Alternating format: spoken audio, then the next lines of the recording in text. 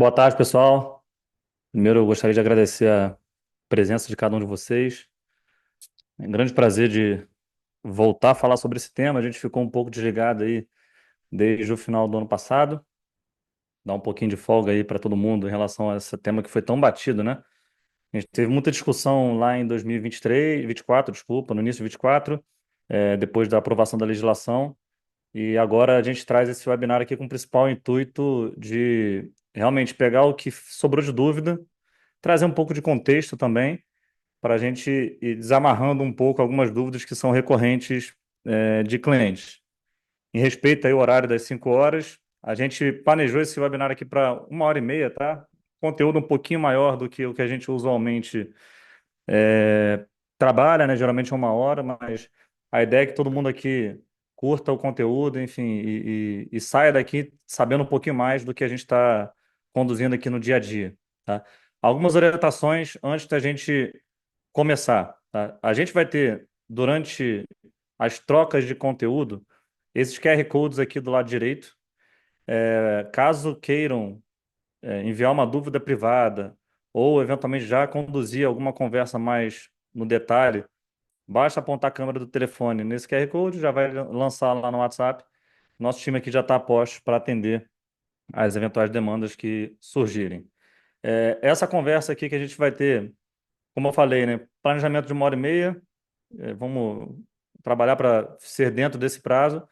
A ideia é trazer um pouco de contexto, tá? Da legislação, um pouco de contexto até contábil. Tem muita gente que tem dúvida por que vários padrões, por que a gente não usa o internacional ou de outros países ao invés do Brasil.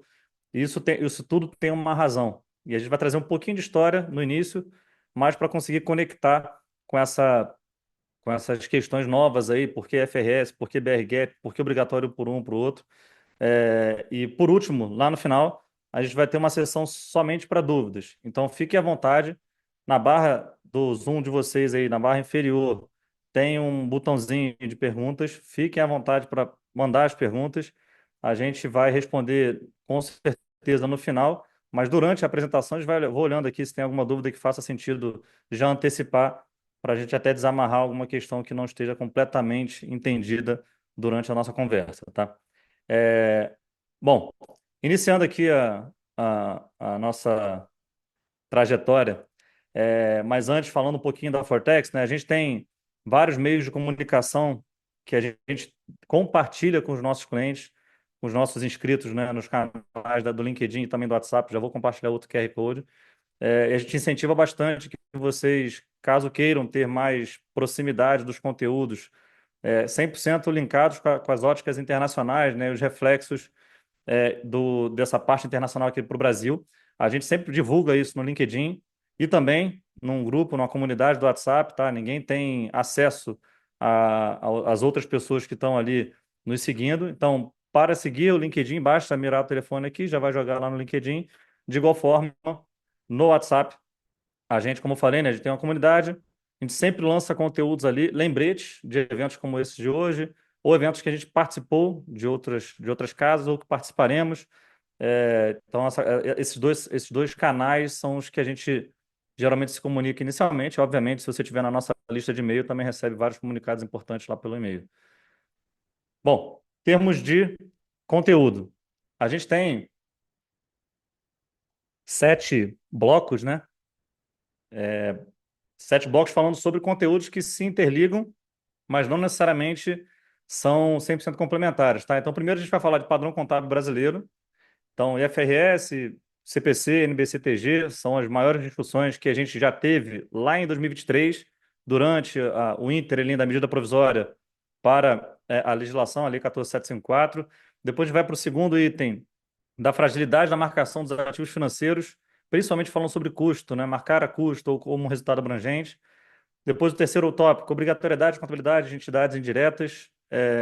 A gente tem ali tem recebido, né, algumas dúvidas de clientes que acreditam que isso não é necessário. A gente vai ponderar bastante esse ponto. Possibilidade de adesão dessa legislação da 14.754, do impacto da 14.754, também para entidades que não são obrigadas ao regime. A gente teve uma mudança na legislação aos 45 do segundo tempo, lá em 2023, que trouxe essa possibilidade, essa abrangência. A gente vai falar um pouquinho mais em detalhe.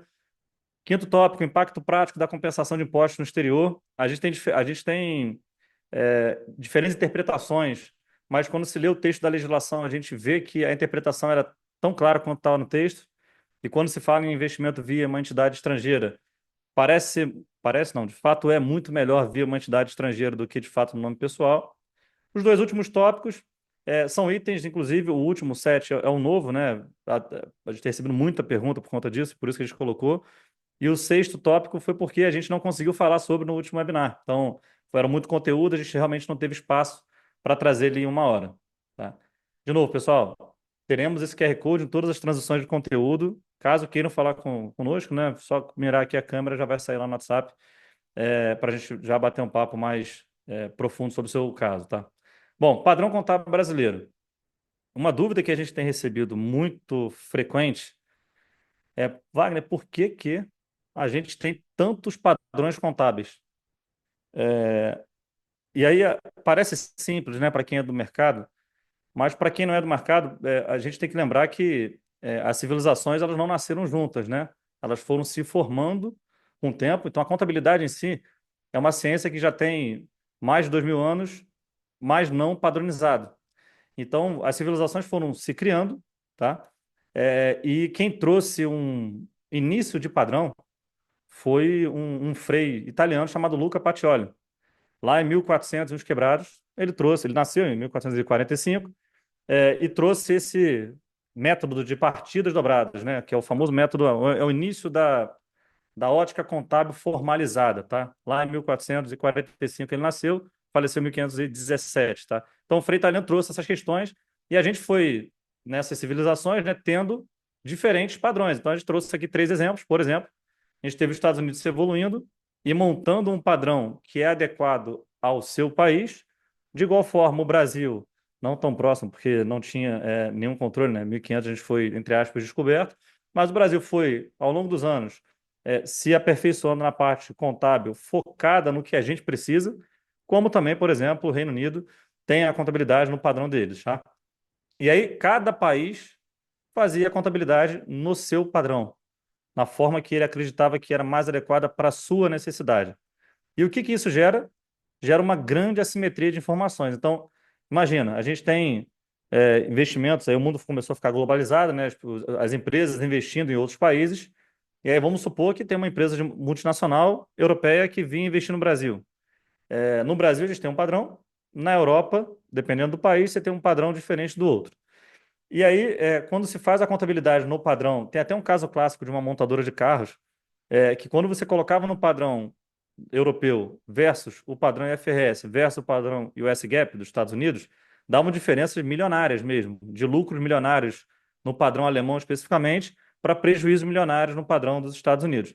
Isso acontece porque o formato de contabilidade ele é mutável, obviamente, pela necessidade de quem está analisando a formação contábil naquele momento, e cada país tem a sua forma, né, a sua necessidade em relação à contabilidade. Então, havia uma grande, e ainda há, né, mas muito menos, mas havia uma grande assimetria de informações que levava ali um tempo muito grande para um investidor internacional conseguir equiparar as contabilidades. Então, imagina, um investidor europeu investindo no Brasil, o Brasil tem um padrão, a Europa tem outro, você tinha que ter um padrão para ter uma conversa, né? Para você saber, olha, o caixa, o equivalente de caixa, por exemplo, que é um termo atual para bancos e investimentos de curto prazo, então, caixa equivalente de caixa no Brasil poderia ter uma forma de interpretação diferente, de apresentação diferente do caixa equivalente de caixa lá da Europa. Então, a grande assimetria de informações, que gerou um tempo e um custo muito alto para a conversão dos padrões,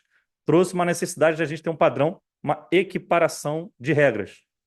Tá? E aí, para ter uma equiparação de regras, a gente precisa de uma entidade, né?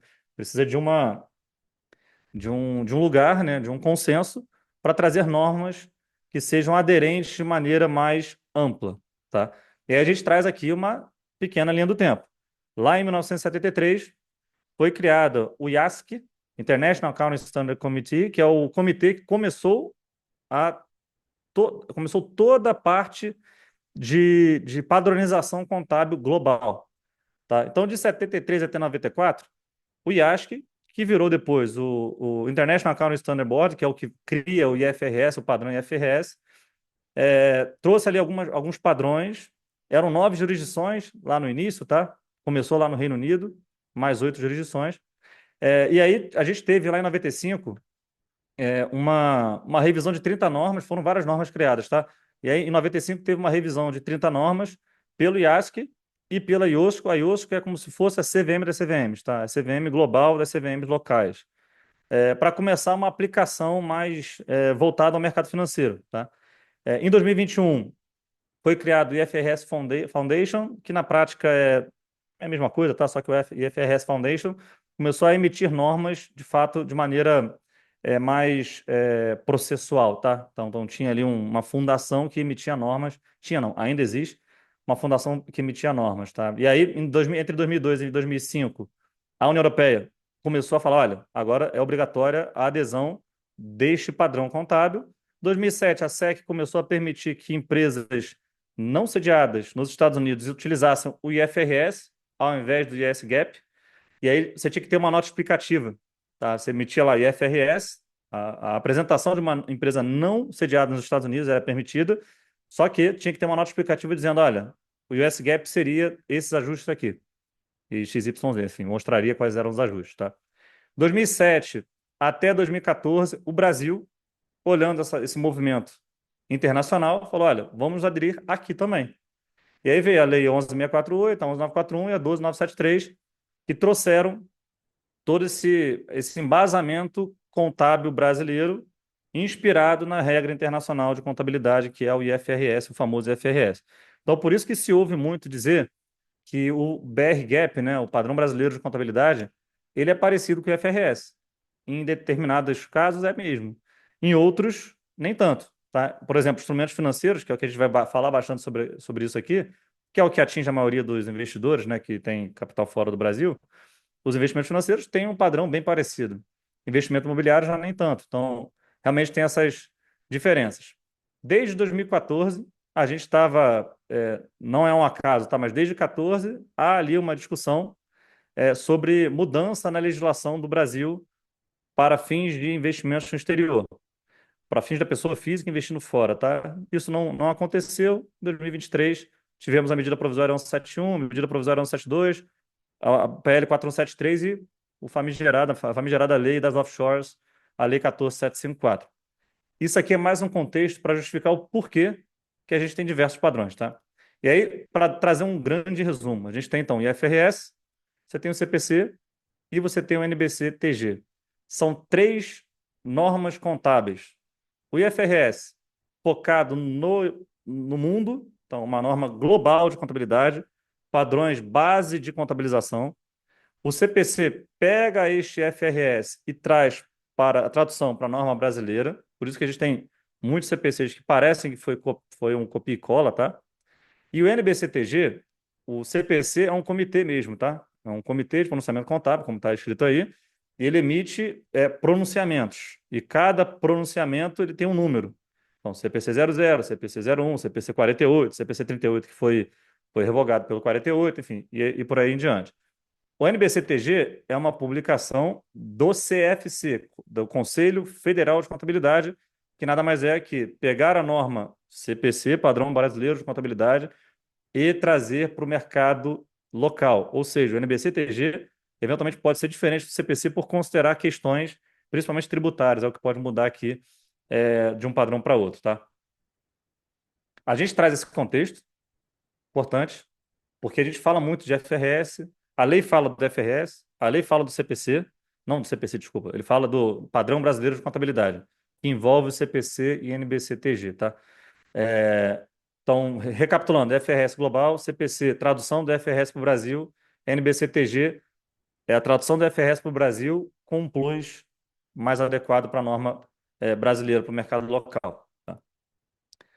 Bom, e aí agora a gente vai trazer um pouquinho das marcações, né? Quais são os tipos de marcação que existem para ativos financeiros. Então, a gente tem basicamente dois modelos, tá? Que desdobram em cada um em mais dois, né? Então, quatro no total. E ele se divide da seguinte forma, né? A gente tem um modelo que é a marcação ao valor justo, nada mais é que trazer toda a na sua contabilidade, demonstrar sempre o valor dos ativos, o valor justo dos ativos, na data da demonstração contábil.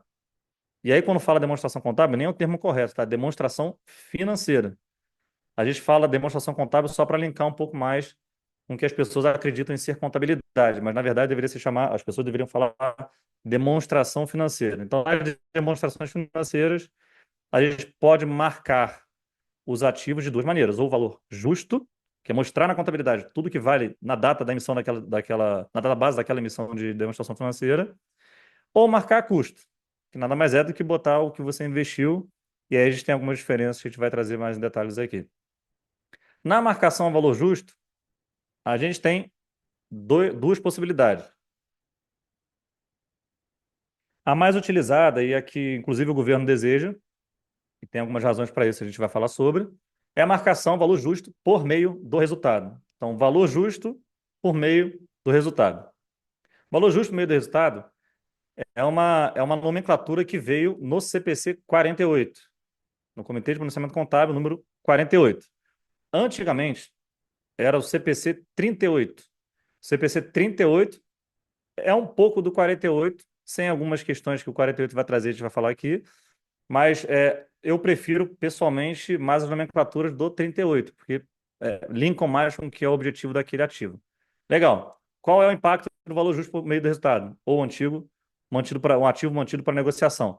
Os ganhos ou perdas dos ativos, mesmo que não realizados, eles são um resultado para fins da composição da demonstração de resultados do exercício. Ou seja, se você comprou um ativo a 100 e no final do ano comprou um ativo a 100 agora no dia 28 de janeiro, não vendeu, não comprou mais, ele está valendo 150 em 31/12/25. Você não vendeu, tá? Nem recebeu dividendo. Vamos colocar que você só comprou, não recebeu nenhuma remuneração. Os 100 viraram 150. Essa diferença de 50 é um resultado que vai ser registrado no resultado do exercício e vai impactar o lucro. Ele vai aumentar o seu lucro em 50 dinheiros, né? Comprou a 100, agora está 150. Essa variação ela impacta o teu resultado. Como também as perdas. Você comprou a 100, está valendo 70, vou mudar o número para ficar mais fácil de entender. Comprei a 100, vale 70 no final do ano, você vai ter uma perda de 30. Então você tem um prejuízo de 30 dinheiros. Tá? A outra forma de marcação valor justo é o valor justo por outros resultados abrangentes. CPC 48 traz valor justo por outros resultados abrangentes. CPC 38 chamava isso de mantido para venda. Mantido para venda é aquilo que você não está negociando, que é o por meio do resultado, né? É o item de cima. Mas você tem aquele ativo e você pode, a seu critério, no momento que você achar que faz sentido, vender. Você não tem aquele ativo para ativamente comprar e vender. É um ativo que está ali parado, você não tem intenção de vendê-lo, mas se aparecer uma oportunidade, você vai lá e vende. Olhando na ótica na nova nomenclatura, né, valor justo por outros resultados abrangentes, as pessoas não sabem muito bem por que é outro resultado abrangente. Outro resultado abrangente, até o Comitê Internacional de Contabilidade não definiu exatamente como sendo dessa forma, mas eles aceitam que isso seja um conceito para fins de entendimento mais amplo. Mas outro resultado abrangente é tudo que não depende da influência da empresa. Variações de mercado de ativos não depende da empresa. Não é por conta da empresa comprar mais ou vender, ou ela fazer a empresa que tem um ativo, tá? Ela ter alguma ação operacional ou não operacional que aquele ativo vai mudar de valor. Então, outro resultado abrangente é tudo que não tem influência da empresa que investe. Por exemplo, variação cambial também é um outro resultado abrangente. Se você tem uma empresa sediada nas Ilhas Virgens Britânicas, por exemplo, que o balanço é feito em dólar, e você investe em franco suíço, libra e euro, por exemplo, as variações cambiais dessas moedas para o dólar é um outro resultado abrangente. Também é um outro resultado abrangente, tá? Pouca gente considera isso, porque isso deve estar sendo considerado também como outro resultado abrangente. E aí, Wagner, qual que é a grande vantagem? Tá falando um monte de baboseira aqui. Qual é a grande vantagem do VJORA? A grande vantagem é que você só tem tributação pelo VJORA por lucros efetivamente realizados, por resultados efetivamente realizados. Ou seja, nos exemplos que eu dei antes, então você tem 100, comprei a 100 dia 28 de janeiro, vale 150 dia 31/12 de 25. A diferença de 50 não é um resultado realizado para fins de lucro. Ele é um outro resultado abrangente. Olhando na ótica contábil, a gente tem a demonstração, o balanço patrimonial, né? Você tem a demonstração de resultados e você tem a demonstração de resultados abrangentes. A demonstração de resultados, o total dela é o que impacta em você para fins de impostos, tá? Os outros resultados abrangentes têm uma demonstração apartada só para isso, e o resultado desse outro resultado abrangente, que envolve ganhos ou perdas não realizadas e variações cambiais, vai para uma conta no balanço patrimonial de controle. Lembra, valor justo, você vai registrar no seu ativo, você vai registrar na sua contabilidade o valor que aquele ativo vale no dia 31/12 do ano X, né? Na data base da sua demonstração. A contrapartida da variação do teu custo para aquele valor justo, no VEJORA, ela vai parar numa conta de patrimônio líquido, uma conta gerencial, muito em aspas, tá? Ah, Wagner, quando eu vendo, o que que acontece? Sai dali e vai para o lucro.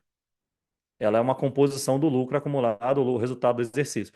A gente até nas nossas demonstrações financeiras aqui, a gente já separa, obviamente, o que é VEJORA, o que é demonstração de resultado, e no VEJORA a gente joga já direto, né? Porque é exatamente isso, você não circula o VEJORA para o resultado e depois volta para o lucro. Sai do VEJORA, vai direto para o lucro. É uma questão mais contábil, mas a grande vantagem é que no VEJORA você só paga imposto pelo que efetivamente é realizado. Dividendo recebido, juros recebidos, realizações de ativos. Vendi um ativo e realizei lá os US$ 50, os 50 dinheiros que eu comentei de variação, né, desse ativo especificamente. Ou, no caso ao contrário, né, dos 100 para os 70, né, tive um prejuízo. Você só realiza de fato esse prejuízo quando de fato vende o ativo. Tá? Então, de fato, pelo que acontece, não pelas variações, não tem impacto pela variação. Bom, já no caso da marcação a custo, já é um pouquinho diferente. A marcação a custo, ela pode seguir tanto o custo amortizado como o custo do NBC-TG, que eu já vou entrar lá, tá? O que é o custo amortizado? O custo amortizado é a nomenclatura do CPC 48, que é o antigo, no CPC 38, mantido até o vencimento.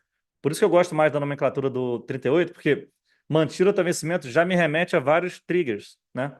Então você tem que manter até o vencimento, obviamente está no nome, e você registra para fins contábeis somente o fluxo do contrato que você investiu. Então, por exemplo, investi num bond que paga 8% semestral. Bom, conta de padeiro, está 4% em junho, 4% em dezembro. Então, você vai, mesmo não recebendo o valor, você vai registrar que teve 4% de rentabilidade em junho e vai ter 4% de rentabilidade em dezembro. O valor do ativo para fins contábeis vai ser, por exemplo, 100, investi 100, chegou no mês de junho, registra uma receita de 4%, em contrapartida desse custo amortizado, desse valor de custo de 100, né, adiciona o 4. E assim sucessivamente. Ah, Wagner, recebi o dinheiro, investi 100 e os 4% foram recebidos. Perfeito. Então, são 4% de receita e 4% no banco. Termos contábeis, Luca Pacioli vindo aqui para debitar e acreditar. Então, custo amortizado, você registra o valor de custo dos ativos e também, independente de recepção de qualquer valor, você registra o fluxo do contrato. Comprei o bonde 8% ao ano, eu vou ter que registrar 8% ao ano de rentabilidade. Tá? Já no custo histórico, que é mais linkado ao NBCTG 1001 e 1002, né? NBCTG 1000, 1001 e 1002, elas são uma tradução do CPC-PME, tá? Que é o CPC 00, que é o de pequenas e médias empresas. É muito focado para empresas no Brasil, conforme os limites de faturamento. Tá? Qual que é a beleza, né, do custo histórico? A beleza dele é que assim, você não registra nada exceto o recebido. Tá? Então, investi 100, se o fluxo de contrato, como eu falei, no custo amortizado for de 8%, se você não recebe, não registra nada. Quando recebeu, registra. Então, de fato, vamos dizer, seria o melhor dos mundos em termos de controle contábil, apesar de eu pessoalmente preferir ver tudo a posição de mercado, ao invés de custo. Mas tem muita gente que fala que prefere ver a custo, né? E ficar comparando com a carteira de investimentos, que sempre vai estar a mercado. Então, o custo histórico é isso, só registra os investimentos e as recepções de dividendos ou de remunerações, né, do capital, menos as devoluções dos ativos, tá? Então, nesses dois, qual que é a diferença do custo amortizado por histórico? No amortizado, você registra o fluxo do contrato investido, bom, 18%, vai registrar os 8 mesmo sem receber, como receita, e vai gerar tributação isso, tá? No custo histórico, mesmo que você tenha 8% previsto, se não for recebido, não é um valor que vai ser considerado para fins de resultado. Bom, então a gente passou até aqui sobre tanto a história, né, como também a marcação dos ativos. A gente entra agora nas fragilidades. Aqui é um pouco mais um ponto de atenção. A gente tem visto algumas pessoas não tão felizes, né, com essa questão de pagar imposto de ganho não realizado. Confesso que nem eu ficaria, mas a gente tem benefícios para isso, tem questões que não são tão boas, mas no net vamos dizer, no resultado final, eu acredito que é mais positivo seguir o que a Receita está pedindo do que negativo, mas aí vai de estrutura para estrutura, de forma de gestão de investimento para forma de gestão de investimento, e a gente está aqui exatamente para conseguir direcionar o cliente a qual caminho seguir. Importante, a marcação a custo ou ao valor justo, né, naquelas quatro modalidades que a gente comentou, é uma definição da empresa. O contador não é o responsável por fazer essa marcação. O cliente ele demanda de nós que a gente faça esse tipo de marcação, que a gente sugira algo. A gente pode conversar, analisar, etc., mas não somos nós, contadores, que temos o ofício de decidir pelo cliente. Quem decide, isso está no CPC, quem decide é a administração da entidade. A administração da entidade vai dizer, olha, qual é a marcação do ativo A, qual é a marcação do ativo B, e você tem que ter fundamentos para esse tipo de marcação. E aqui a gente traz as fragilidades, tá? Então, a gente, pelas questões de marcação, a gente divide aqui em dois grupos, tá? Valor justo por outros resultados abrangentes ou a custo, eles têm uma ótica muito parecida de postergação de imposto. A gente vai trazer um pouco mais de detalhe aqui. Então, por isso a gente unificou todas elas. Contra, então, se eu botar um contra o outro, né, são os três contra valor justo por meio do resultado. No valor justo por meio do resultado, qual que é a gente traz como fragilidade no meio, né, do painel de fragilidade, mas na verdade é mais uma conduta, né? No valor justo por meio do resultado, a gente tem tributação de ganho não realizado, como eu havia comentado. Em contrapartida, você tem a tributação de um lucro, que pode ser realizado no futuro, tá? Mas o não realizado já é tributado, e este lucro é tributado uma única vez. Então a gente está observando aí uma alta do dólar, se colocar num horizonte aí de 2 anos, muito grande. Nessas últimas semanas a gente teve ali uma queda. Não torço para que isso suba muito, mas a tendência, olhando para o passado, é que o dólar se valorize frente ao real. E por conta disso, este modelo talvez faça sentido. Por quê? Você tributa o lucro uma única vez. Então, vamos supor que você que está aqui assistindo a gente, a sua estrutura tenha 100 mil dólares no balanço de 24. O câmbio de 24, arredondando, 6,19, tá? Então você teve lá 619 mil reais de ganho. Paga esse 15% em cima daquilo, você tem 619 mil reais, que são 100 mil dólares, para distribuir. Se quando você distribuir os 100 mil dólares, o câmbio tiver 8 reais, você vai receber de fato 800 mil reais. Pela diferença dos 800 para os 617, não tem imposto. A legislação fala que a diferença cambial não tem tributação por lucros que já foram tributados, tá? Então, a grande vantagem é essa, eventualmente, você garantir ali um câmbio, querendo ou não, um hedge cambial, sem um custo pelo hedge. Você tem um custo do lucro, né? Um imposto pelo lucro, mas você não tem um custo do hedge cambial. E olhando aqui no valor justo por outros resultados abrangentes, a gente tem um pouquinho mais de coisa para falar em termos de fragilidade. Por que que se adota, né? Essas três marcações, VJORA, custo amortizado ou custo histórico, focando principalmente em tributar somente ganhos realizados e postergar impostos. Tem mais outros dois, a gente vai falar mais na frente. E aí, quais são os alertas que a gente traz? Tá? A Receita Federal, quando saiu lá a medida provisória 171, ela não tinha o regime de transparência. E ela tinha um texto parecido com o que é hoje o da tributação dos lucros das entidades controladas no exterior. Tá? E aí teve muita discussão, inclusive teve até emenda de deputado que foi recusada, né, não foi levada à frente, dizendo, olha, por favor, governo, por favor, legislativo, traga para a gente o que você considera como lucro para fins de tributação. Esse é um ponto. O outro é retire o que é ganho não realizado. A Receita Federal ouviu de um lado, saiu pelo outro e não mudou isso. O que ela fez foi o seguinte: vamos criar um regime inspirado, foi até inspirado nos Estados Unidos, que é esse regime da transparência, já existe nos Estados Unidos há décadas, né? Que lá são as pass-through entities ou as disregarded entities. São empresas que existem, mas a tributação não é no nível delas. Elas retêm receita, elas retêm impostos, inclusive, mas quem é o pagador de imposto mesmo é o sócio dono dessa empresa. Inspirado nisso, o fisco brasileiro trouxe na legislação um regime que só existe para ativos fora, ativos não, para empresas fora do Brasil.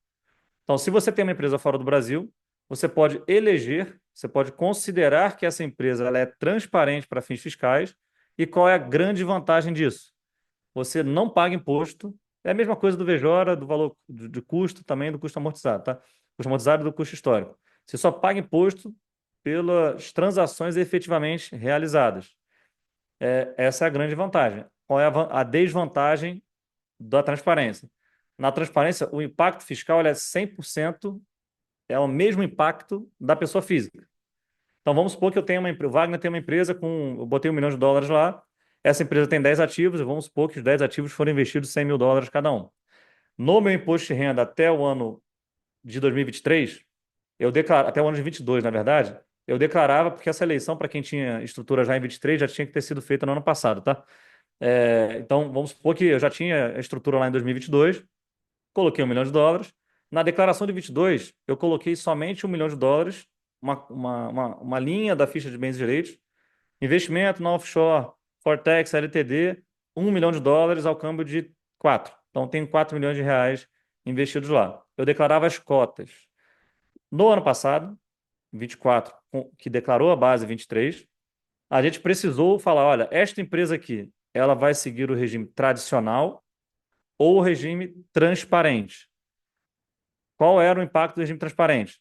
Você, ao invés de declarar uma linha, você declara 11 linhas. Uma linha da offshore zerando o saldo e da outras 10 abrindo qual é a carteira no dia 31/12 de 23, especificamente.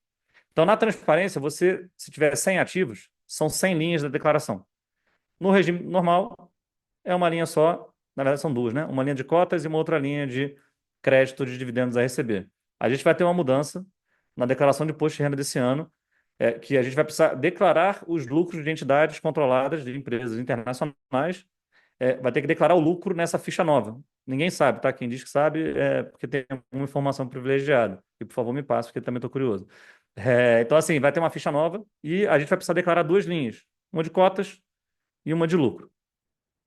Qual é a vantagem de ir pelo caminho da transparência? Ter o impacto fiscal similar ao do VJORA ou do investimento a custo. Impacto fiscal no sentido de fato gerador, porque o impacto fiscal na transparência considera a variação cambial, tá? Um outro alerta é, quando a gente adota o VJORA ou o investimento, a marcação, né, VJORA, ou a marcação a custo, a gente não está registrando na contabilidade os ganhos não realizados como efetivamente realizados nos anos que foram apurados, né? Então, no exemplo que eu comentei, de 100 que virou 150. Esse 50, no VJORA e no custo, no VJORA fica guardado numa conta contábil, no custo não aparece. Só aparece quando é realizado, tá? Se você adota esse regime, VJORA ou custo, e vende os ativos agora em 25, todo o ganho, que é histórico, antes de 23, ele vai ser considerado um ganho efetivo de 25. E aí você perde o que a legislação trouxe de proteção. Na legislação fala, no artigo lá 32 da IN 2180, que os lucros apurados até 31/12 de 23 não serão tributados até a sua efetiva disponibilização. Ou seja, a regra até 23, qual era? Se você não tocasse, se o sócio não tocasse no dinheiro, seja recebendo dividendos, seja usando as contas corporativas para fins pessoais, ele não tinha imposto. A partir de 24, a geração de lucro que tem imposto. Então, você quando adota o VJORA a custo e vende agora os ativos, você está pegando todo o teu lucro histórico que está protegido e está tributando tudo agora em 25. Ou, caso tenha feito isso, em 24. Então, a gente recomenda muito cuidado quando vai usar o VJORA ou a custo. E aí, a gente teve alguns clientes, a gente fez um webinar em dezembro de 23, falando, pessoal, a gente não sabia se a Receita Federal ia se pronunciar como contra ou a favor, né, de usar marcação diferente do valor justo por meio do resultado. A gente falou, olha, vendam toda a carteira e recomprem os ativos que façam sentido, que fazem sentido ter na carteira, né? Alguns clientes seguiram, outros clientes não seguiram. Quem fez isso lá em 23, tá tranquilo, já garantiu que o lucro até 23 está protegido. O lucro a partir de 24 vai ter tributação, como vai ter, enfim, pelo valor justo por meio do resultado, ou pelo VJOR ou a custo quando realiza, tá? Então, quem não fez isso, cuidado ao adotar o VJOR ou a custo. Os outros dois itens de fragilidade, né, na marcação de ativos financeiros, primeiro, a Receita Federal, ela soltou um perguntas e respostas, né, foi atualizada aí 2, 3 vezes, e lá nas perguntas e respostas, na pergunta 32, ele traz que vai ter um aperto maior, vai ter uma fiscalização maior para quem adotar um modelo diferente do valor justo por meio do resultado. Contabilmente é possível, gente. Contabilmente é possível. Você só precisa ter fundamento. E também não faz sentido. Às vezes a pessoa fica muito melindrada, né? Olha, vou seguir o valor VJORA, vou seguir a custo, mas a pessoa trada muito, faz muita compra e venda. Aí não adianta, não tem muito sentido. Agora, se você compra e segura esse ativo, se esse ativo tem um vencimento, se ele tem um fluxo de caixa contratual, e o teu comportamento com aquele ativo é de fato não vender, na maioria das vezes, é possível adotar o VJORA. É preciso olhar para trás, é claro, mas assim, é possível usar, tá? Não é uma coisa impossível. A gente sempre fala para os clientes terem bastante cuidado. E então, para adotar isso, a Receita já falou, vamos fiscalizar mais, tá? A gente não sabe. A gente até recebeu um parceiro aqui ontem que falou, olha, será que na Receita, será que a Receita Federal vai colocar no programa lá um item para marcar qual é a sua maior adoção de marcação de ativos financeiros? Ela pode colocar, tá? Eu acho pouco provável, mas ela pode colocar. Se ela colocar ali, já é um dedo duro que você marcou por um modelo diferente do valor justo por meio do resultado. E aí sim, ela pode te auditar e ela pode desconsiderar a tua marcação se ela considerar que isso não é fundamentado. Então, cuidado. E por último, estamos falando muito aqui das fragilidades, né? Vamos passar para os outros temas. Por último, a gente tem que ter fundamento linkado mais com essa questão de auditoria da Receita. A gente tem que ter fundamento para as marcações. A marcação valor justo por meio do resultado, ela é uma marcação onde não se tem opção. Você tem lá várias perguntinhas no CPC. Você não tendo opção, você cai no valor justo por meio do resultado. Mas não é difícil cair, tá? Você tem várias possibilidades de cair no valor justo por meio do resultado. Inclusive, é mais fácil cair no valor justo por meio do resultado do que custo amortizado ou valor justo por outros resultados abrangentes, ou custo histórico, tá? Então, a gente tem que olhar bastante o modelo de negócio da entidade, tanto da empresa como a gestão dos ativos financeiros, como ela pretende que seja a manutenção daqueles ativos, tá? Então, por exemplo, vamos supor que você compre um título público por meio da sua estrutura internacional e diga, olha, esse título aqui de fato eu vou segurar até o vencimento. Legal, então o seu modelo é segurar até o vencimento. Você vai registrar o fluxo de caixa contratual, vai registrar a variação ou não. E aí sim você faz a opção por ativo, e aí quando tem a opção por ativo, você deveria ter uma nota explicativa demonstrando qual é a marcação por cada um dos ativos. Característica do ativo também tem grande influência. Não é tão comum que as ações, por exemplo, sejam marcadas por modelo diferente do valor justo por meio do resultado. Não é comum, mas não é impossível, tá?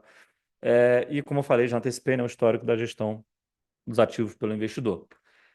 Bom, dando sequência aqui, mas antes da gente seguir, eu gostaria de lembrá-los que a gente tem um botãozinho aqui no Zoom, fiquem à vontade para mandar as dúvidas. A gente recebeu duas dúvidas aqui. Ângelo disse obrigado pelo envio. Vamos ver se a gente responde essas duas dúvidas no final. E nas transições de conteúdo, a gente tem aqui os QR Codes para apontar a câmera do telefone e já ser direcionado para falar com o nosso time que está aqui à disposição. Bom, esse slide aqui a gente pegou até do último evento que a gente fez, mais um resumo, mas até voltando, né? A gente tem aqui uma questão que é bastante conceitual, é importante as pessoas terem em mente, que é o seguinte: a mudança de legislação da lei dos offshores, ela trouxe o seguinte, olha, o que você antes demonstrava para mim, que era somente um investimento numa controlada direta, agora eu quero que você me mostre todas as suas controladas diretas e indiretas. E para as suas controladas indiretas, eu peço que, na verdade eu mando que, não é nem peço, eu mando que você faça a contabilidade. E a gente vai falar um pouquinho sobre isso daqui. A gente recebeu, inclusive, um cliente aqui hoje, na verdade, vai ser cliente, né? Que ele não foi orientado até o momento de ter esse tipo de contabilidade, que a gente vai falar aqui agora, tá? Então, assim, a gente tem um modelo clássico de investimentos nos Estados Unidos, né? De usar um offshore para concentrar ali em investimentos financeiros e uma empresa nos Estados Unidos para concentrar principalmente ativos imobiliários. Também tem alguns que têm investimentos financeiros, tá? Dependendo de qual é o ativo financeiro, mas é basicamente a maioria usa para investimentos imobiliários. Até 23, até o ano de 22, desculpa, que vocês declararam em 23. Neste modelo aqui, você só informava a sua offshore. De 24 em diante, de 23 que declarou em 24, tá? Então, da base 24 em diante, caso você tenha feito a adesão ao ABEX, você deveria já demonstrar dessa forma. Caso não tenha feito, continuou. ABEX foi o programa de atualização, tá? Então, teve uma janela de janeiro até maio de 24 que você poderia atualizar os recursos. Não é conteúdo, não vou entrar nesse tema aqui. Então, quem fez o ABEX já deveria demonstrar dessa forma, tá? Aberto. Ou quem adotou a transparência. Não sendo o caso de vocês, agora em 24, se você tem uma empresa offshore, uma empresa que detém outra, tá? E você controla as duas no final da cadeia, você precisa demonstrar de maneira individualizada qual é o teu valor investido em cada uma das empresas. Tá? Até o ano passado, você declarava somente a empresa direta. Você vai agora declarar a direta e a indireta. Wagner, como que eu faço isso? Nada mais do que uma conta de três com a base do balanço, tá? Então, é expurgar o valor dessa empresa, o custo dessa empresa, da empresa que você investiu diretamente, e apresentar em duas linhas. Mesmo uma sendo dona da outra, a Receita Federal vai ver duas linhas, o que era uma vão virar duas linhas, tá? Então, os balanços serão apurados de maneira individualizada. Você que tem investimentos no exterior com mais de uma controlada, vai precisar declarar, né? Declarar cada uma delas de maneira como se fossem irmãs, mesmo uma sendo dona da outra. Os lucros da controlada direta deverão excluir os lucros das controladas indiretas e apresentar isso tudo individualmente. E a gente vai precisar identificar os resultados também individualmente. Então, tanto os resultados como os prejuízos, eles não se misturam. Quando saiu lá no outro governo, né, no governo antes desse que estamos agora, uma possível mudança, a gente ficou muito feliz porque não tinha essa questão de demonstração individualizada. Logo, como a gente tem um potencial de prejuízo contábil muito grande nos Estados Unidos, por conta principalmente da depreciação e dos juros de financiamentos imobiliários, né?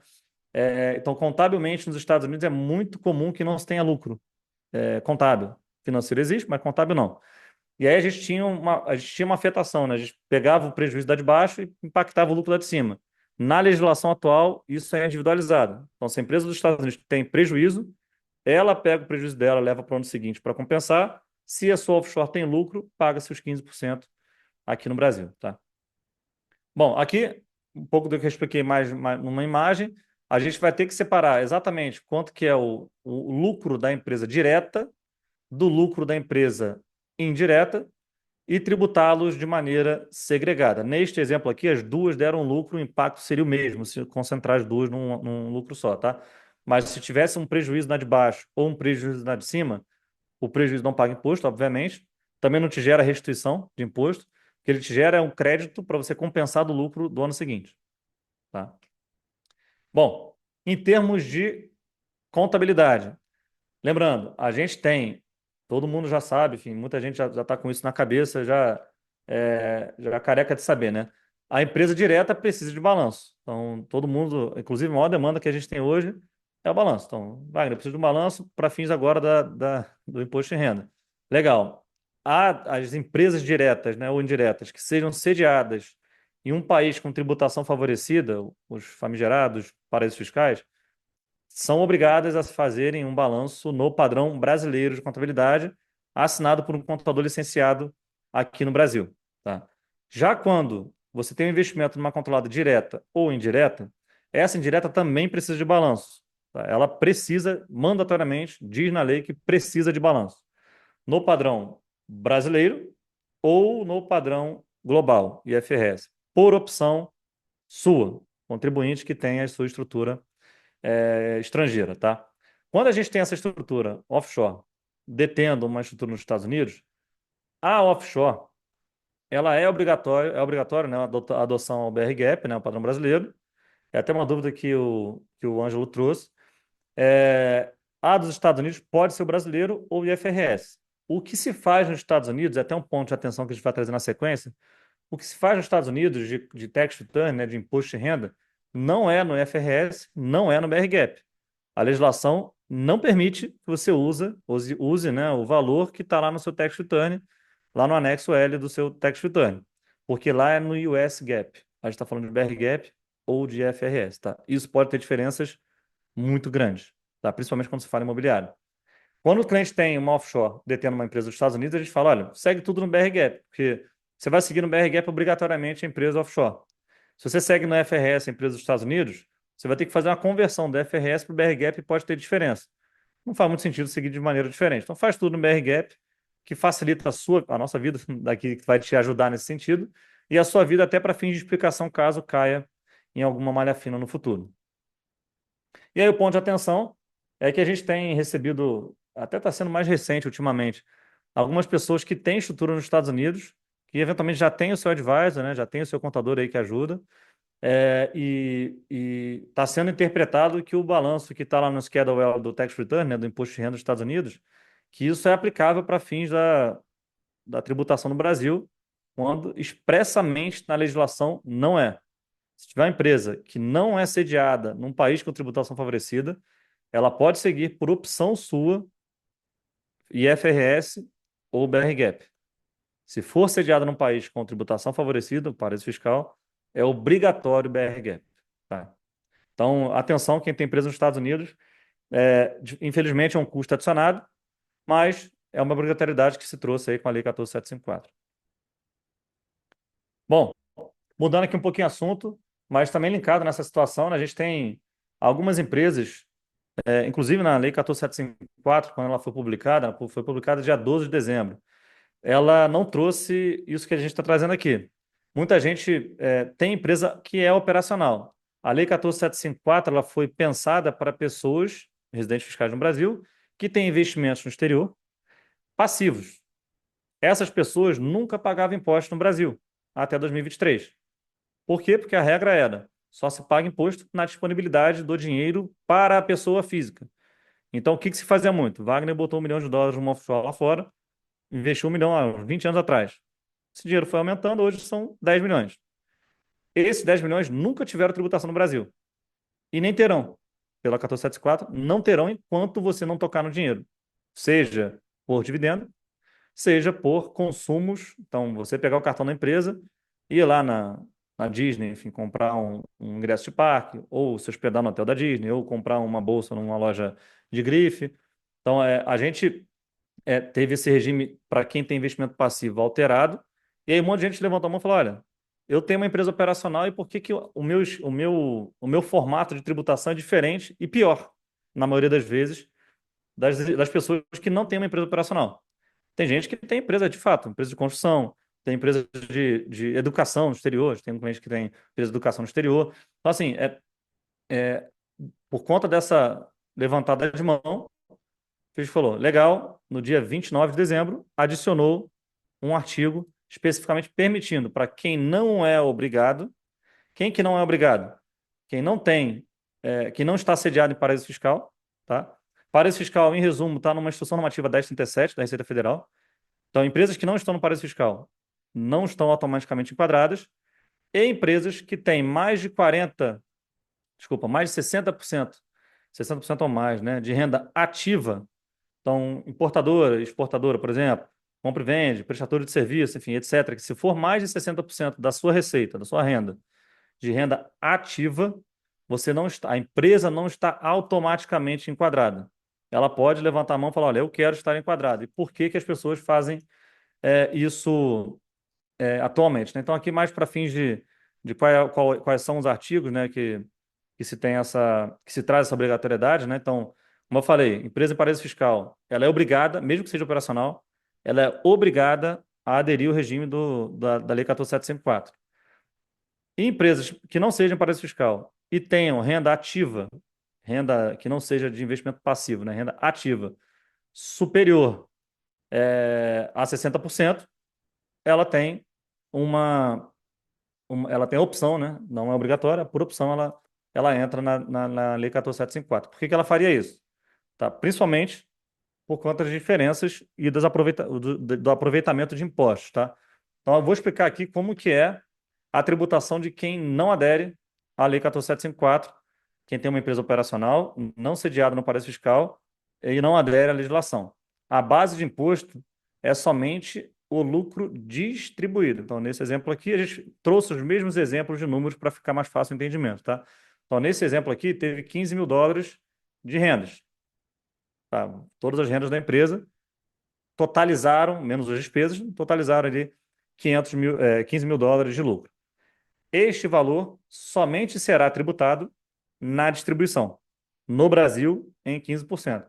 Ah, Wagner, essa tributação ela acontece só na repatriação? Não, é um erro de muita gente considerar que a gente só paga imposto no Brasil quando repatria um capital, quando repatria, traz o dinheiro para o Brasil. Você tem efeito tributário quando você de fato retira os recursos da estrutura ou gasta para fins pessoais dentro da estrutura. 15% na disponibilização pagos na declaração de imposto de renda do ano seguinte, tá? Então, um alerta aqui em termos de possibilidade, você pode de fato ser bitributado, tá? Porque você não estando num paraíso fiscal, você está num país que paga imposto. A sua empresa vai pagar imposto. A empresa está pagando imposto. Logo, você não pode se beneficiar de um imposto que está sendo pago pela empresa. Se tiver uma tributação no dividendo, por exemplo, Portugal tem tributação de dividendos. O dividendo tributado em Portugal, especificamente Portugal e Brasil têm um acordo para evitar bitributação, este valor a gente pode compensar do dividendo, mas o lucro que a empresa pagou, o imposto que a empresa pagou não tem compensação. Já no regime de tributação automática, a gente sai do formato de tributação somente na distribuição e passa a pagar imposto como uma empresa de rendimento passivo paga, 15% anualmente. Só que, e aí está o famoso pulo do gato, né? Você pega o imposto que a empresa pagou e credita dos 15 do Brasil. Então, vamos supor que você tenha, por exemplo, aí o exemplo dos Estados Unidos, né? Tem empresa operacional nos Estados Unidos, uma C Corporation, tributação flat de 21%. Então, os US$ 15.000 aí ia ser tributados a 21. No Brasil, se você adere a este regime, você não tem tributação nenhuma, que o lucro lá de 15 vai ser tributado a 21 e todo o imposto pago você credita dos 15 do Brasil. E, melhor dos mundos, inclusive, este lucro que já foi pago nos Estados Unidos, você creditou do Brasil, você não pagou no Brasil, ele está protegido, você já pode tirar sem imposto nenhum adicional. Então, assim, a gente fala muito para quem tem empresa operacional num país que paga imposto, né? A maioria dos países que não são paraísos fiscais pagam imposto, muitas das vezes é melhor fazer essa adesão. Lembrando, para fazer adesão tem que ser no padrão IFRS, para fins do Brasil, tá? Ou no padrão brasileiro de contabilidade. Por isso que a gente começou lá atrás falando dos padrões. Porque eventualmente você tem um lucro no padrão dos Estados Unidos e para o Brasil isso não é lucro. Ou você tem um prejuízo lá e para o Brasil é lucro. Então tem que ter alguma parcimônia, tem que ter uma análise aí, mas a gente consegue muitas das vezes ter mais benefício do que mais prós do que contras, tá? Em termos de um consolidado, né? Então, com a adesão, você consegue compensar todos os impostos pagos pela empresa no exterior do que é devido por você dos 15% do Brasil. A gente consegue compensar integralmente o imposto, tá? Não tem bitributação. Ah, se o imposto for menor do que 15, você vai pagar o adicional para completar 15 aqui. Se o imposto for maior do que 15, não tem imposto a pagar no Brasil. Aí você consegue pegar 100% do imposto e compensar. Maior flexibilidade e utilização de recursos. Por que disso? O imposto, o lucro tem a tributação definitiva, que é chamado no jargão, entre aspas, jargão tributário, tá? Tributou uma vez, não tem novo imposto. Então, vamos pegar o exemplo do 6/19, do dia 31/12/24. Teve lá, 6/19, esse valor de câmbio é o que se usa também para fins de conversão do imposto. E aí, a variação cambial do 6/19 para cima não tem imposto adicionado, tá? Então, você tem uma grande flexibilidade de utilização desses recursos. E por último, é o que a gente está falando, né? Trava cambial. Então, você trava o câmbio no 6/19, por exemplo, olhando para 24. Essa adesão é feita agora, tá? A primeira rodada de adesão vai ser agora em 24, base 24 na declaração de 25.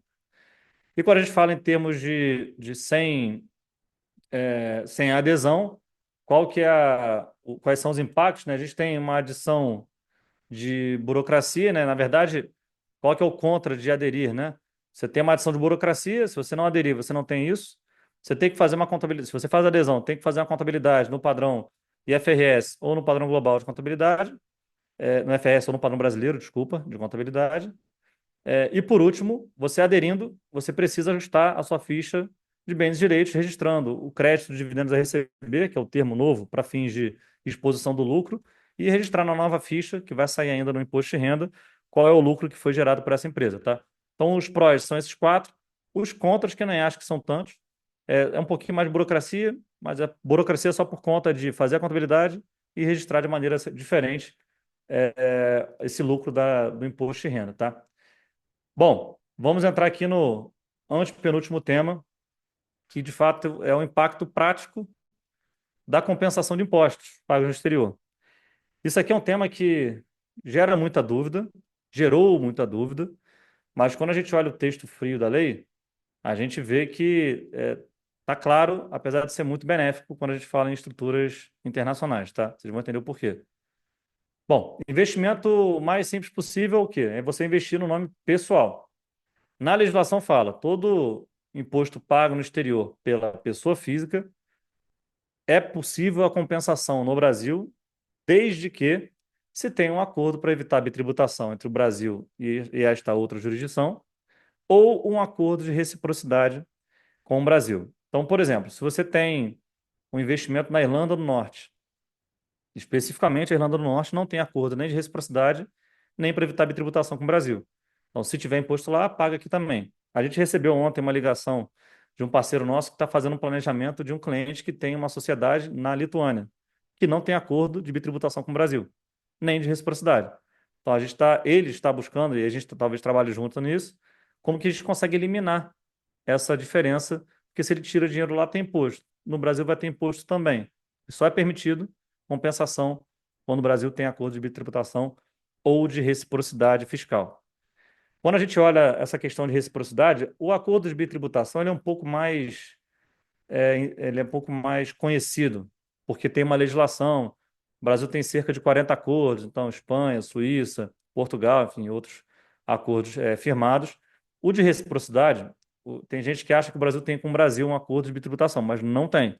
O que tem é o seguinte: os Estados Unidos, eles, para fins fiscais, quando tem um imposto pago no Brasil por um residente fiscal lá, vamos supor que o Wagner seja residente fiscal nos Estados Unidos e tenha um investimento financeiro aqui. Por exemplo, vamos supor que receba juros sobre capital próprio. Juros sobre capital próprio tem 15% de retenção na fonte aqui. Então, eu, residente fiscal nos Estados Unidos, invisto num ativo que paga JCP, esses 15% eu vou levar para lá, como crédito do que eu deveria pagar de imposto nos Estados Unidos. O Brasil viu isso e falou: olha, de maneira recíproca, eu vou fazer a mesma coisa. E aí emitiu o ato declaratório 28 lá de 2000, falando: olha, vamos usar o mesmo racional. Ou seja, um brasileiro, um residente fiscal no Brasil, que pode não ser brasileiro, tá? Um residente fiscal no Brasil, que tem investimentos nos Estados Unidos e paga impostos por alguma renda localizada nos Estados Unidos, ele pode creditar esse imposto aqui do que é devido do Brasil. Tá? Então, exemplo prático. Residente fiscal no Brasil investiu nos Estados Unidos. Nos Estados Unidos, quem não é residente fiscal tem uma tributação quando recebe um dividendo por exemplo, empresa listada, tá? Se essa empresa listada for te pagar dividendo, ela vai reter 30% de withholding tax. O withholding tax é, equiparando no Brasil, exatamente ao imposto de renda retido na fonte.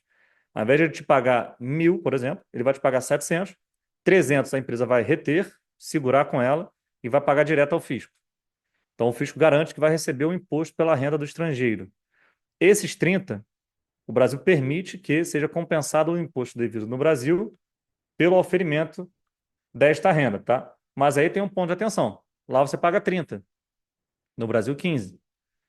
E aí os outros 15, o que acontece? Muita gente fala: vou pegar esses 15 aqui, o que pago, beleza, paguei 30, 15 seria o imposto, compensei, sobrou 15, eu vou compensar de outro ativo. Aí a Receita Federal falou: não, não, não. Vamos aqui, colocamos ali o artigo 12 da N 2180 dizendo que o imposto pago no exterior sobre o rendimento de uma aplicação financeira não poderá ser utilizado para deduzir o imposto incidente sobre o rendimento de outra aplicação financeira.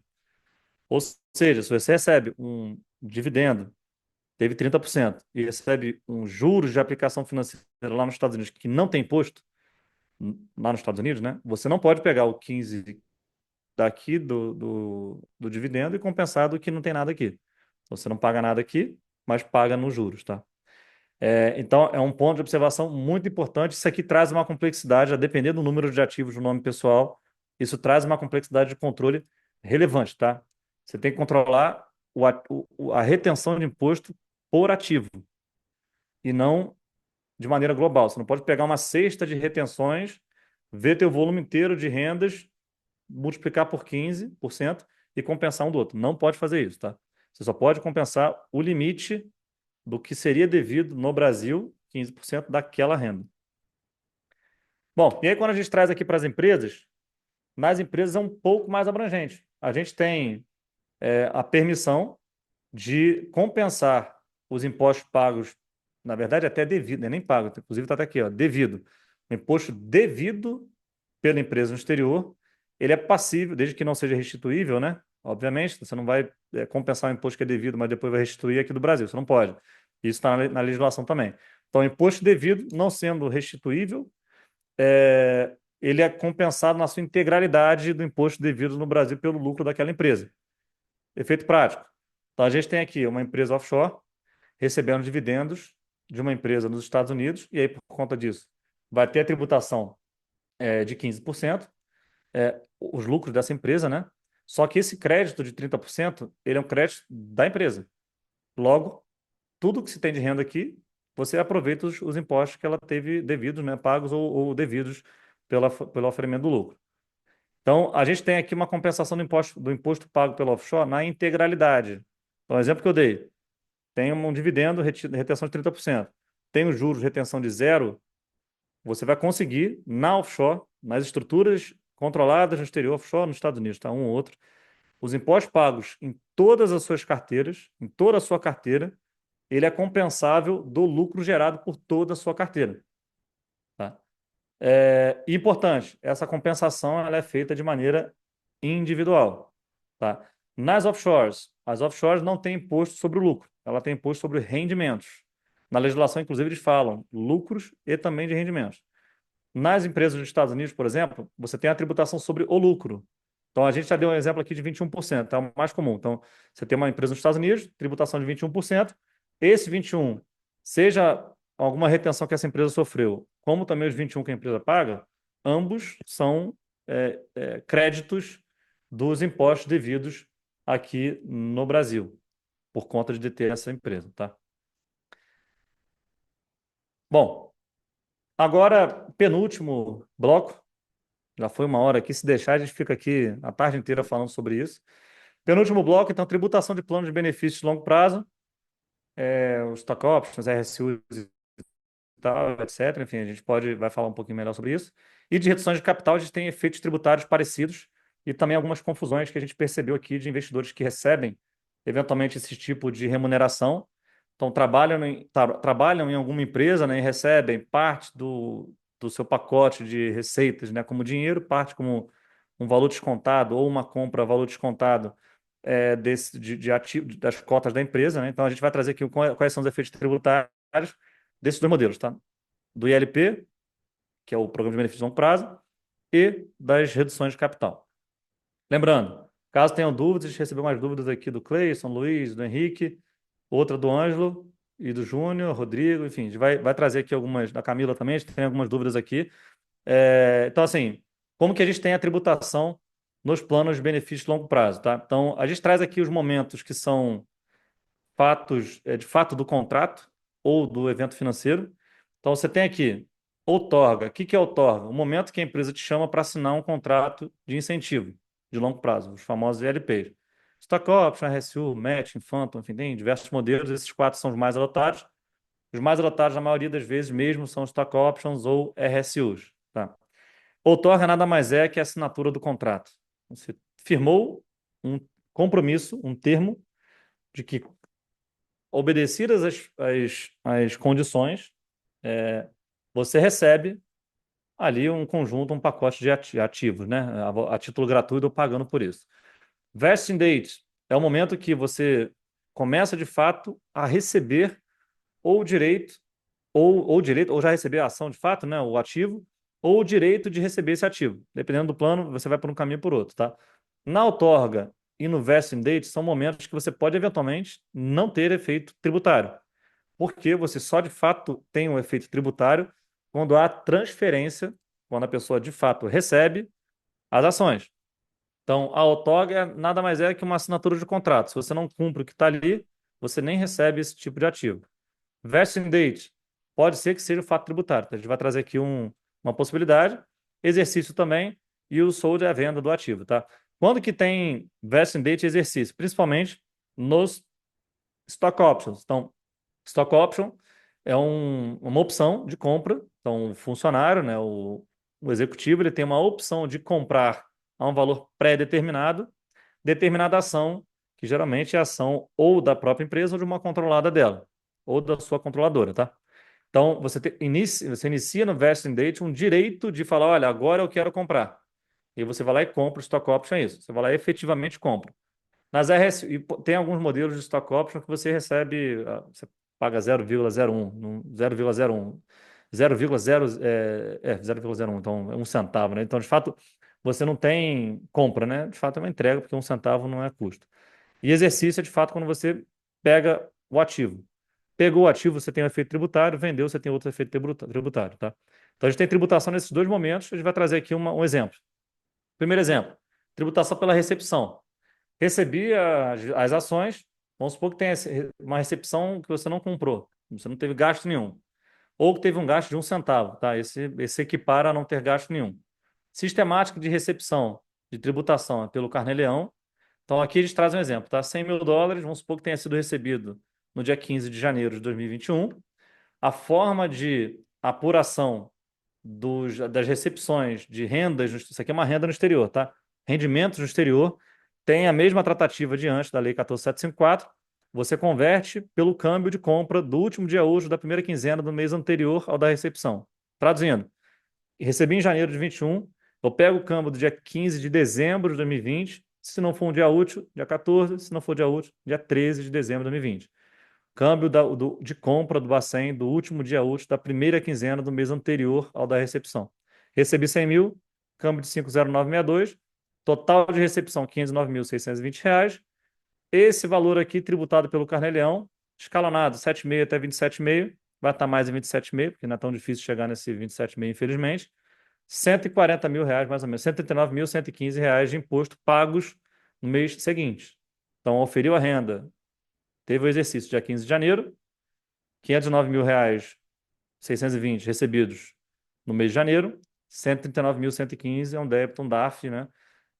O DAF, as pessoas geralmente, até uma curiosidade, as pessoas geralmente falam no feminino, né? Mas DAF é Documento de Arrecadação de Receitas Federais. Então, você emite um DAF, e paga esse imposto no mês seguinte, tá?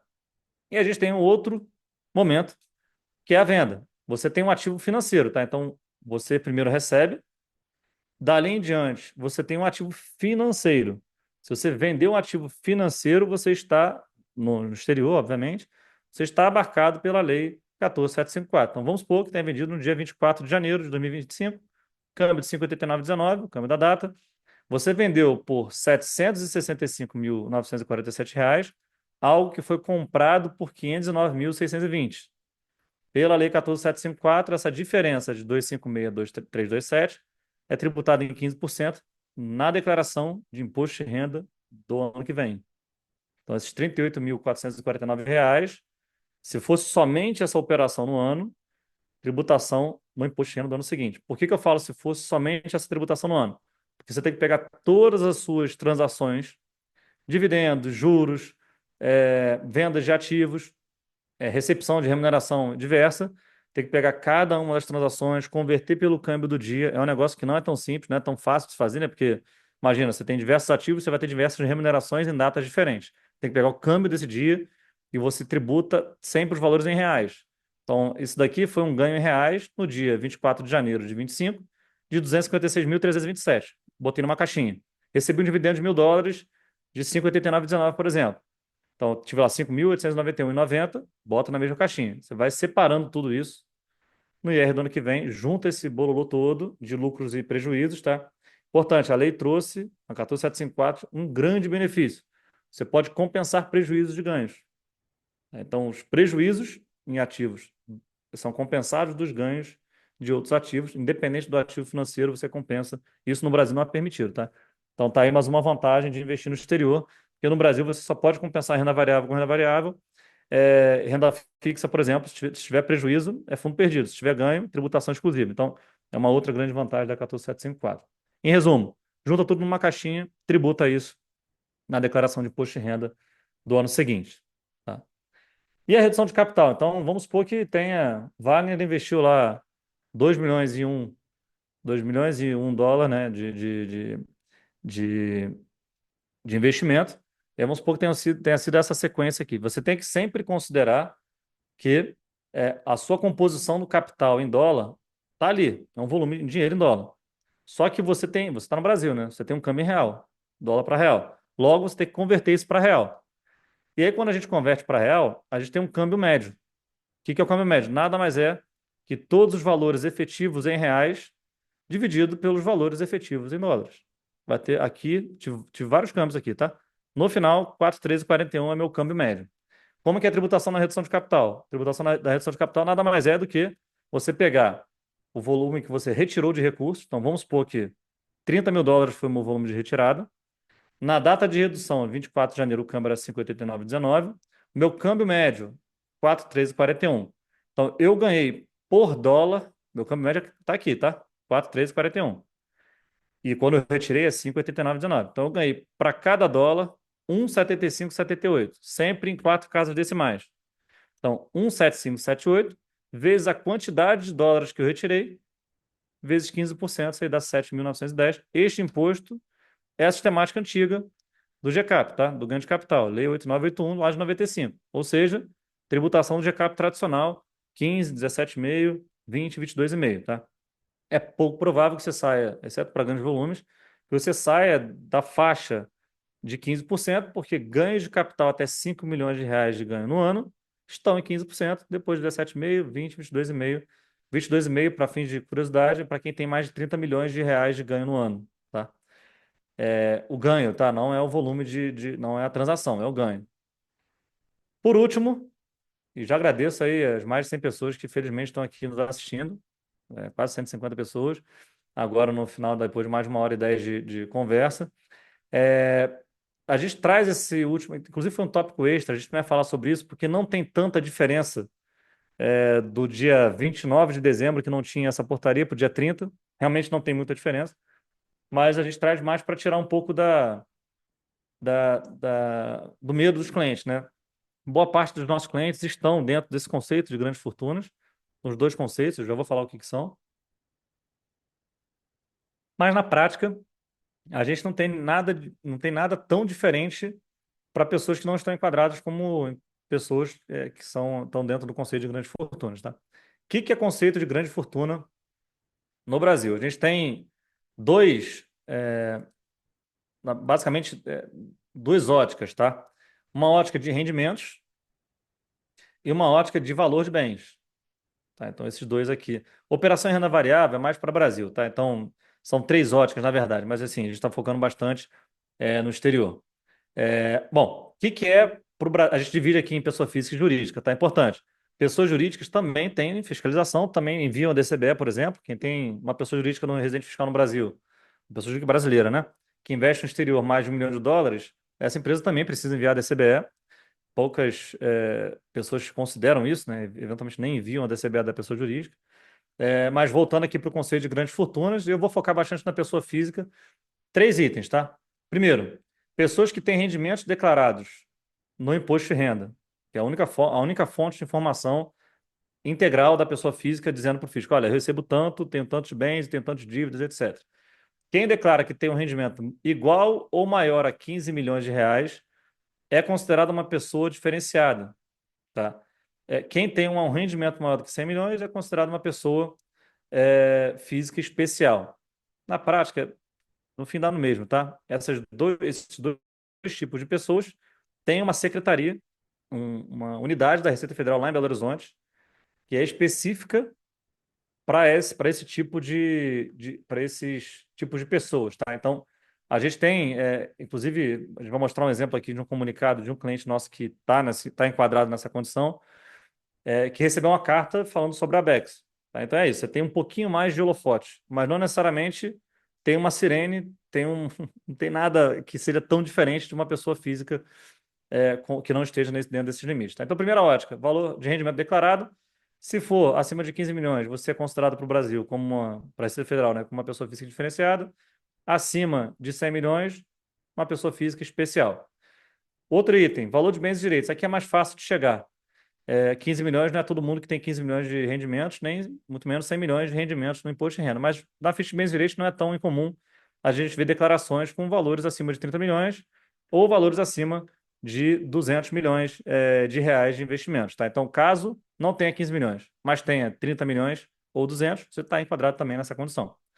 E por último, operações em renda variável, caso tenha movimentado aí variações, até agradeço aí, o time tá tirando um zero aqui que a gente cometeu uma falha, peço, sinto muito por isso, tá? Vamos lá, último item, renda variável. Então, quem fez operações de renda variável acima de 15 milhões está também considerado como uma empresa, uma pessoa física diferenciada, porque eventualmente você não teve receita maior do que 15 milhões, não tem um patrimônio acima de 30 milhões, mas você movimentou renda variável acima de 15 milhões. Então, logo, você não está nem no primeiro nem no segundo, mas você está no terceiro. Acima de 100 milhões é uma pessoa física especial. E aí, trazendo um exemplo prático, tá? Aconteceu com o cliente. Exatamente. O cliente ele recebeu, não é uma autuação, tá? É uma atuação, tá? Não tem uma autuação. Aqui é uma atuação da Secretaria, da Delegacia de Maiores Contribuintes de Belo Horizonte. Fica lá em Belo Horizonte. Essa delegacia começou lá em 2010, separaram ali 73 auditores da Receita Federal, sendo desses 73, 38 espalhados nas lotas onde estavam já. Então, por exemplo, o auditor que era do Rio, eventualmente ele estava respondendo para a delegacia de Belo Horizonte, né, de maiores contribuintes, mas ele continuou no Rio, então tinha 38 espalhados pelo Brasil e o restante dos 73 lotados lá em Belo Horizonte. Tá? Então, esse aqui foi um exemplo de um cliente, ele compartilhou com a gente, de comunicação que a Receita Federal mandou lá no dia, que no caso ele abriu dia 21 do 6, né? Mas ela foi enviada dia 8 do 5, inclusive até de maneira tardia, que o Abex era até 31 de maio, né? Esse cliente aqui, obviamente, não participou do Abex, porque ele abriu depois do prazo. E o Abex, essa comunicação, a gente teve alguns clientes que receberam, e aí gerou um certo desespero. Poxa, tem alguém me investigando. Na verdade, não. Quando a gente faz o imposto de renda, a gente declara lá o item, qual é o código, uma discriminação, né, que é texto livre, e os valores. Então, quando você coloca ali determinado código e fala que o país é fora do Brasil, é, automaticamente, por fins sistêmicos, a secretaria, né, a delegacia de maiores contribuintes já consegue ver, olha, o Wagner legal, ele tem aqui aplicações financeiras, isso daqui, inclusive, ele foi sob medida, tá? Então, esse cliente ele tinha aplicações financeiras, bens imóveis, veículos, participações em entidades controladas. Então, esse tipo de comunicado, só pessoas que estão enquadradas nesses itens aqui que receberam, né? E como vão receber também, eles têm, querendo ou não, uma ótica mais aprofundada. Mas você vê, né? São 73, a gente não tem o número atualizado, mas vamos chutar que dobrou. Tá? Nos últimos 14 anos, ao invés de 73, a gente tem 150, mais do que dobrou. 150 para o universo de pessoas que tem mais de 30 milhões de reais de bens e direitos, 150 não consegue auditar. Tá? Então, isso daqui é mais para fins de, olha, não, quem está enquadrado ali, toma um pouquinho mais de cuidado na declaração de imposto de renda, toma um pouquinho mais de cuidado na sua contabilidade das offshores, é um pouco mais de cuidado. Tem muitos clientes aqui que ficam um pouco com medo da Receita Federal, etc. E a gente sempre diz, olha, você está seguindo uma maneira mais, está com a gente? Está seguindo a maneira mais conservadora possível e a gente tem garantia a gente garante que o nosso conhecimento está sendo implementado nas estruturas da maneira mais confortável, mais conservadora possível, de maneira a não colocar nenhum cliente em alguma posição frágil, tá? Então, assim, só para tirar um pouco desse possível problema, ou possível medo, Isso daqui, quem tem mais de 30 milhões de bens ou mais de 200 milhões de bens, tem um holofote maior do que pessoas que têm menos desses valores, tá? Mas é basicamente isso, tá? Não tem ninguém que vai ficar te chamando de mês em mês ou de ano em ano, ou, né, toda declaração sua que vai cair em malha fina, tá? Só vai ter um holofote, só vai ter um olhar melhor. Então, se tiver, por exemplo, que priorizar uma pessoa que errou numa declaração e uma pessoa que está na delegacia de maiores contribuintes, for priorizar uma auditoria, ele vai para a delegacia, para o auditado, né, pela delegacia de maiores contribuintes, se botar numa ótica geral de Receita Federal. É, Bom, vamos lá. Então, a gente fecha o conteúdo até aqui. Eu queria trazer um pouquinho de quem somos, por que a Fortex ela traz um diferencial competitivo em relação aos nossos serviços, né? O que a gente tem aqui de oferta. Então, a gente tem uma empresa de consultoria contábil, tributária e sucessória focada em bens internacionais, em ativos internacionais. Então, o nosso olhar, né, é de fato para a pessoa física, que na maior parte das vezes é residente fiscal no Brasil. A gente tem clientes que residem no Canadá, nos Estados Unidos, Uruguai, Panamá, Paraguai, é, Portugal, enfim, outros países também, mas a maioria deles são residentes aqui no Brasil, que a gente consegue atuar de ponta a ponta, desde a atuação lá nos Estados Unidos, eventualmente, reflexo no offshore, reflexo no Brasil e apoio em todas as rotinas de compliance. E a gente vai falar um pouquinho mais em detalhe de como que a gente ajuda. Hoje, só em grandes números, tá? Se juntar a carteira de todos os nossos clientes, dá mais de 2 bilhões de dólares sob custódia tributária, contábil e societária aqui do nosso serviço de acompanhamento. São mais de 200 famílias assessoradas pelo nosso time. No último ano, base 23, a gente teve aí, juntando todas as contabilizações dos clientes, foram mais de 30 mil lançamentos contábeis, e já tivemos envolvidos aí mais de 500 projetos de estruturação, reestruturação, análise de declaração de imposto de renda, tax returns e etc. Bom, a gente tem quatro grandes diferenciais. O primeiro que a gente traz é que a gente é a única empresa no Brasil especializada em patrimônio internacional, focada nisso, só faz essa parte, só entre aspas, né, essa parte internacional, com registro no Conselho Regional de Contabilidade. A gente tem grande orgulho de dizer isso, porque não é tão simples de se tirar.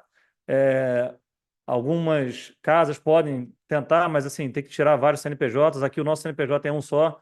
A empresa ela é licenciada no Conselho Regional de Contabilidade. Isso traz um grande conforto para o cliente, no sentido de que você não está vinculado ao Wagner, você não está vinculado ao Vitor ou ao Rafael, enfim, a todo o time de contabilidade aqui, você está vinculado à empresa. Se o Wagner falece, se o Wagner tem algum problema, o Vitor, o Rafael, alguém do time tem algum problema, a empresa ela tem o CRC dela, ela te atende. Então, é um grande diferencial. A legislação fala para ter um contador licenciado no Brasil. A gente tem tanto o contador como a empresa como diferenciais aqui. Senioridade na entrega, todos os nossos projetos, integralmente, 100% são conduzidos com o cliente diretamente por um sócio, tá? Um sócio do nosso time vai atuar com o cliente, ou seja, dá ali mais senioridade, né? Dá um andamento mais fluido com o cliente para qualquer demanda que ele tenha. Até a identificação de demandas que são implícitas, não necessariamente o que o cliente nos fala é o que ele deseja, né? Ponto único de contato, a gente centraliza tudo. Tem um time aqui só de atendimento, eu faço parte deles, então eu tenho entrega técnica, mas também dedico boa parte do meu dia a atender os clientes, a amortizar as primeiras questões. Então é isso, né? A gente tem um canal único de contato, você traz todas as demandas ali, tem respostas de diferentes times no mesmo ponto de contato. Uma linguagem hiperdidática e felizmente a gente tem recebido feedbacks bastante positivos nesse sentido. E por último, também uma grande vantagem, a gente não está ligado a nenhuma casa de investimento, a nenhum escritório de advogados, a nenhum agente fiduciário. A gente é 100% integralmente independente. Não temos dinheiro, sociedade, nada de quem não é aqui do nosso time da Fortex, tá? Não tem nenhuma casa de investimento, nenhum banco, nenhum multifamily office, nenhum single family office, não tem nada de investimento aqui, não tem nenhum advogado no time. Então, de fato, a gente consegue ser um hub de atuações, né? Uma central ali de apoio, tanto para clientes como para parceiros, que são geralmente bancos, multifamily office, single family office, casas de investimento, escritórios de advogados e até agentes fiduciários, que boa parte das vezes não tem o registro no CRC de nenhum profissional para atuar, por exemplo, fazendo a contabilidade no padrão brasileiro de contabilidade. Falando um pouquinho dos serviços, a gente divide o nosso serviço em dois pilares. Pilar um são planejamentos, projetos. nasce de uma dor do cliente, ou seja, o cliente, ele, por exemplo, quer investir no exterior, não sabe qual seria a melhor estrutura, ou já tem investimento fora.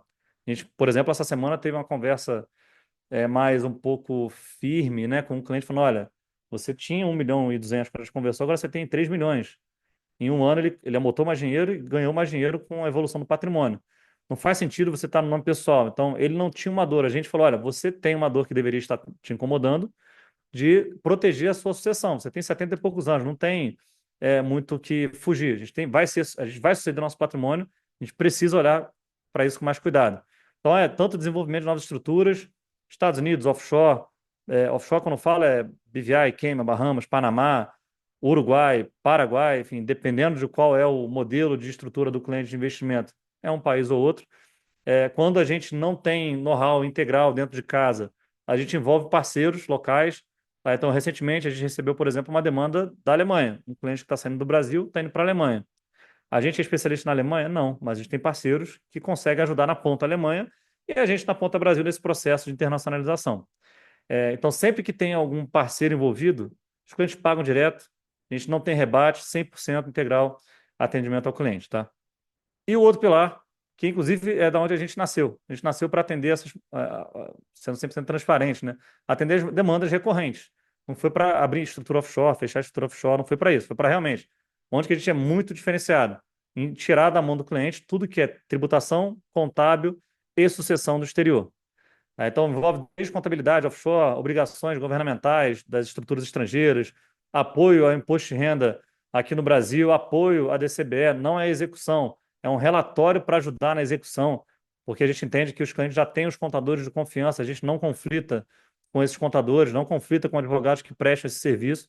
Então, a gente está aqui para ajudar todas as demandas que sejam internacionais. Dei uma corridinha aqui para a gente ter 3 minutinhos para algumas dúvidas que foram trazidas aqui. É, Vamos lá. Então, tem a dúvida do Dirceu. Uma BVI pertencente a dois trusts pode ser regime opaco ou obrigatoriamente regime transparente? Vamos lá.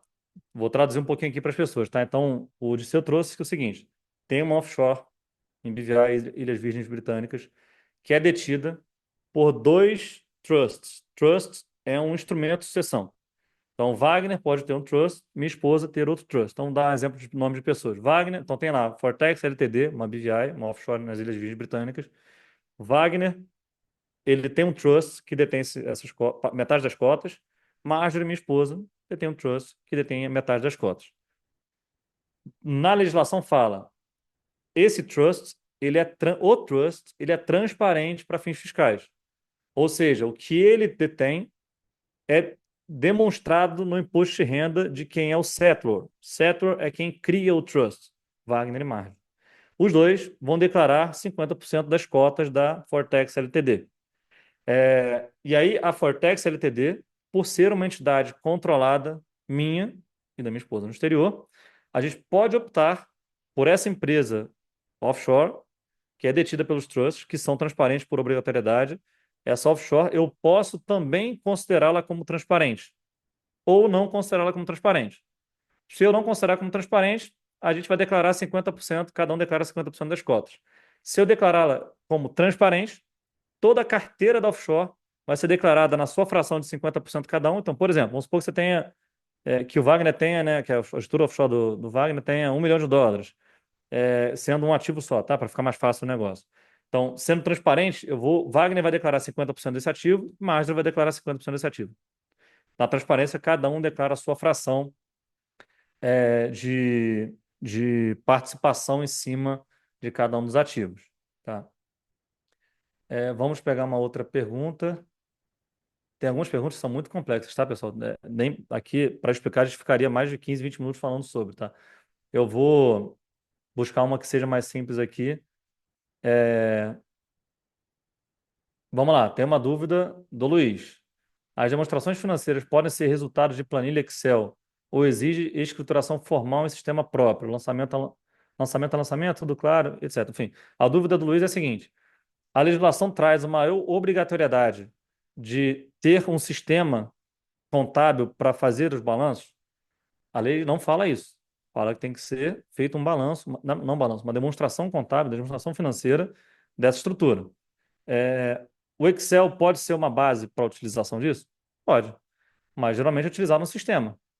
Tá? Então, o sistema ele vai te trazer todas as demonstrações de uma maneira mais simples. Tá? Mas uma demonstração contábil pode ser feita no papel. Pega um papel, debita e credito, você chega na demonstração financeira. Então, não tem essa obrigatoriedade dita na lei, tá? Pode ser no Excel, não tem nenhum problema.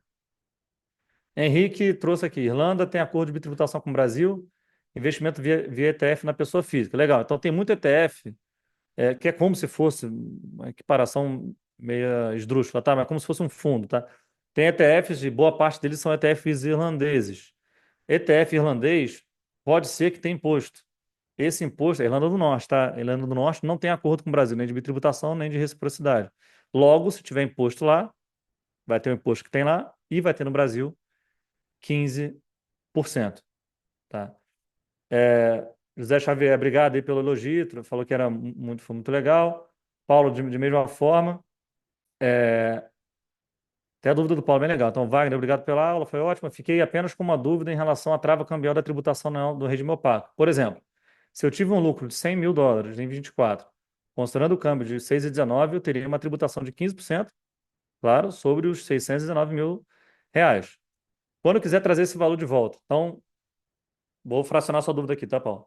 Tive uma offshore, tenho uma offshore, US$ 100.000 de lucro em 23, em 24, o câmbio do 31/12 é 6,19, 6,19 vezes 100 mil vai dar lá R$ 619.000 de ganho, de lucro da estrutura.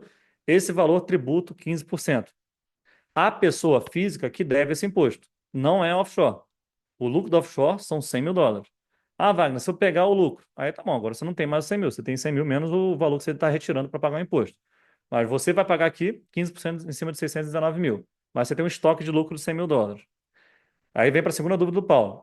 Quando eu quiser trazer esse valor de volta para o Brasil, se o câmbio estiver a 7, eu vou trazer de 700 mil, isso é US$ 100.000, que é o teu lucro estocado, vezes 7, que é o valor do câmbio, né, na data da repatriação, de trazer esse capital para o Brasil. Essa diferença dos 6,19 para os R$ 7 é isenta, não tem imposto. Você vai pagar imposto de 15% em cima de US$ 100.000 vezes 6,19. Você tem US$ 100.000 travados ao câmbio de 6,19. Quando você distribui, se o câmbio tiver R$ 10, você vai distribuir 100 mil vezes 10, 1 milhão. Esse valor não vai ter tributação pela diferença dos R$ 619.000 para os 1 milhão. Essa diferença é um rendimento isento e não tributável. Bom, pessoal, a gente passou aqui 2 minutinhos só para conseguir trazer algumas dúvidas aqui de uma maneira mais exemplificativa. Espero que tenham curtido aqui essa nossa interação. Caso tenham alguma dúvida, fiquem à vontade, basta mirar aqui o QR Code, falar com a gente aqui. Vai ser um grande prazer falar com cada um de vocês.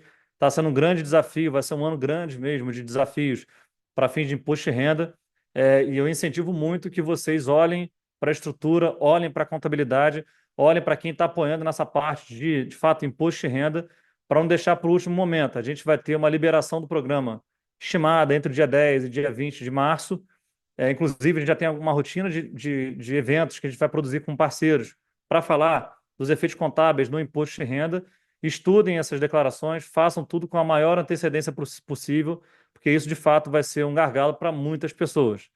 Estamos aqui, a gente está na Rua Funchal 411, perto aqui do Shopping JK Iguatemi, perto da Rua Olimpíadas. Vai ser um grande prazer recebê-los aqui para um café, caso tenha alguma dúvida e queiram evoluir conosco.